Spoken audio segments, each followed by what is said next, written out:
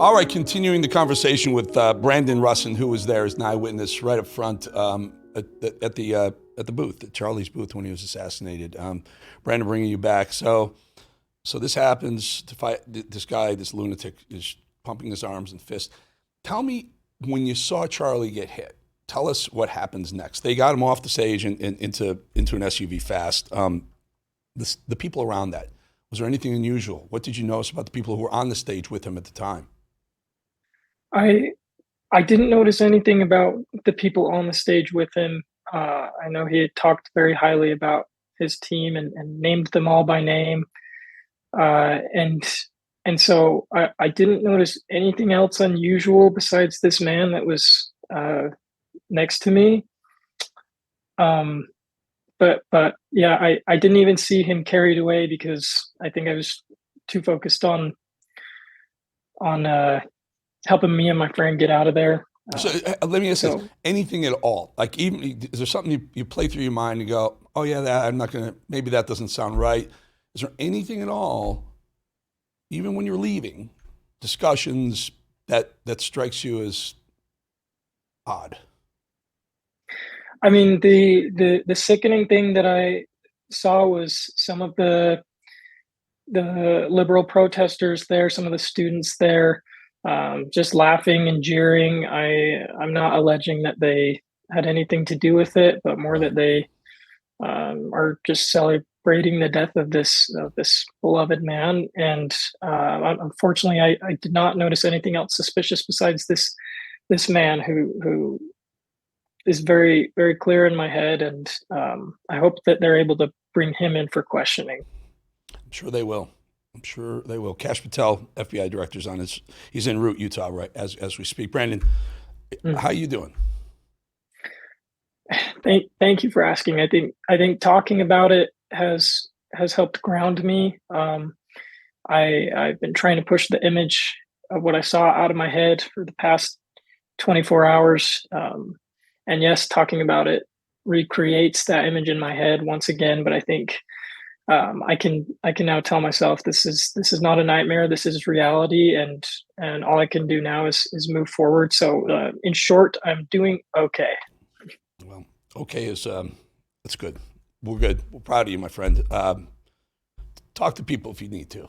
It's good. All right, Thanks. Brandon Rosen, thank you so much for sharing what you saw, what you know, and if there's other things that come up, please contact our producers. We'll get you back on, my friend. Thank you. Absolutely. Thank you, Eric. All right, folks.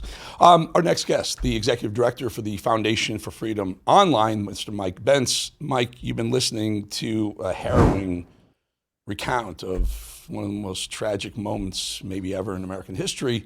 Young man was front row to a heinous assassination. What are you hearing? First of all, what are you hearing? And then you can weigh in on what you heard just moments ago.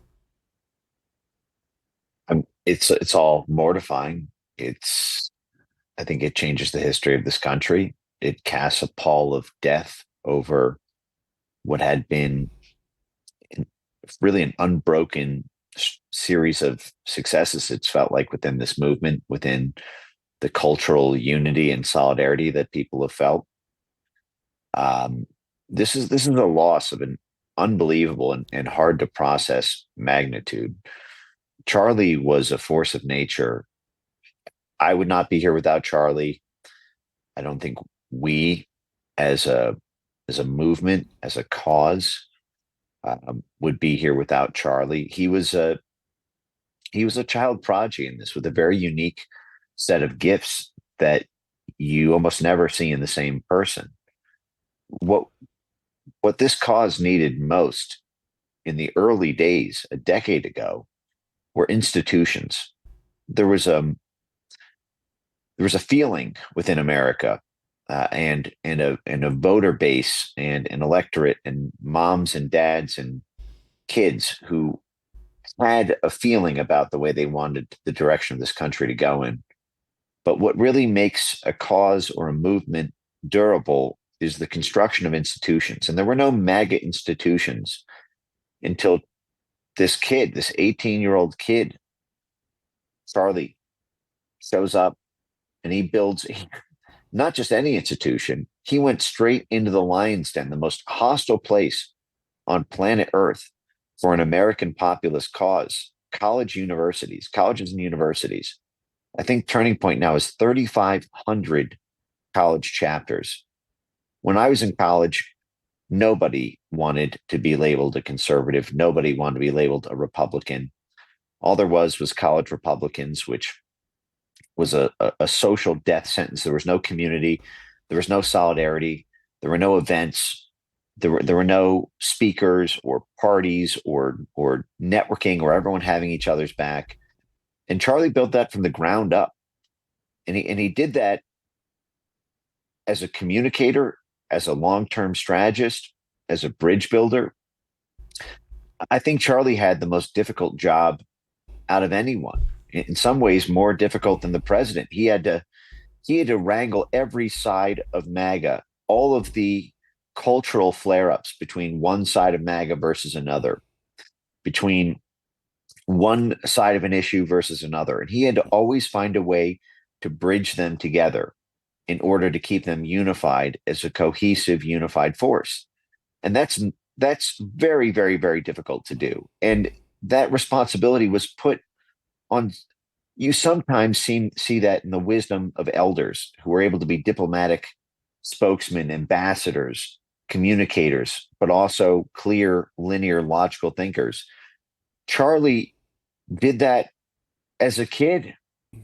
Every room he walked in, it looked like Charlie was president or was about to be president. When you see him next to presidents, he looks like he's going to be president. I could see him as having been J.D. Vance's vice president in the next election cycle. He turns 35.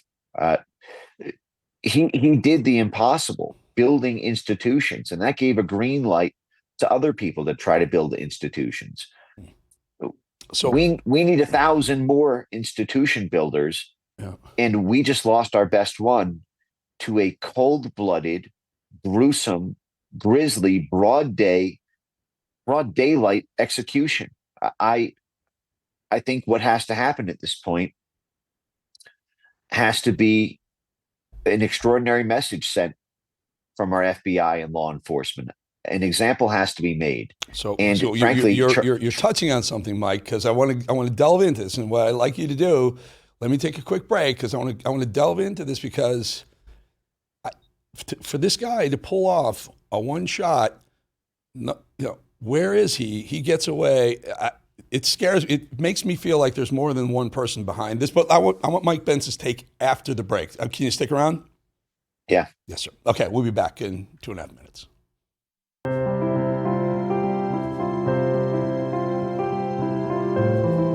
Man, Charlie, I remember when we were starting these out, and it was like that. It was like this. It was like your average first 3 rows. It was like your average political meeting where there was like 12 people in a room, and this is awesome. This, in my personal opinion, was the most over-the-top Trump event that I've ever covered. This is the #1 boots on the ground operation in the country. We're working directly in harmony with the Trump campaign. It's been vetted, it's been cleared, it's been blessed, as you can see there, and we're going to try to win this thing. No guarantees. It's what we do that matters. Mr. President, I can tell you this room is 100% with you, and we have your back. God bless you.